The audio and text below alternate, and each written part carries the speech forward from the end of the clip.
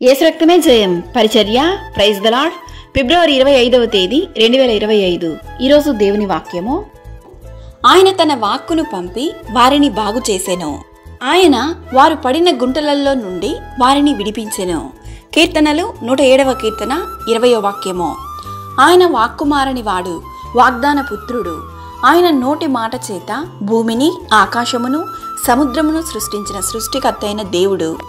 ఒక శతాధిపతి ఆయన యొద్దకు వచ్చి, ప్రభువా, నా దాసుడు పక్షవాయువుతో మిగులు బాధపడుచు ఇంటిలో పడి ఉన్నాడని చెప్పి ఆయనను వేడుకొనెను. అందుకు యేసు, నేను వచ్చి వాని స్వస్థపరచెదనని చెప్పగా, ఆ శతాధిపతి, ప్రభువా, నీవు నా ఇంటిలోనికి వచ్చుటకు నేను పాత్రుడను కాను.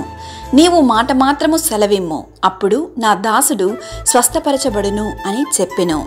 ఇక్కడ మనం గమనించవలసిన విషయం ఆ శతాధిపతి యొక్క విశ్వాసం. మరియు ఆయన మాట వలన దయ్యములను వెళ్ళగొట్టి రోగులనెల్లను స్వస్థపరచెను. ఈ వాక్యం వింటున్న ప్రియ దేవుని బిడ్డ, ఈ దినాన నీవు ఎటువంటి పాపంలో ఉన్నను ఆయన నిన్ను విడిపించును. నీవు విశ్వాసంతో ప్రార్థించు. నీవు ఎదుర్కొంటున్న ప్రతి సమస్యలన్నిటిలో నుండి ఆయన తన వాక్కును పంపి నీ జీవితంలో గొప్ప వెలుగును, ఆశీర్వాదమును, సమాధానమును దయచేయును గాక. ఆమేన్. God bless you.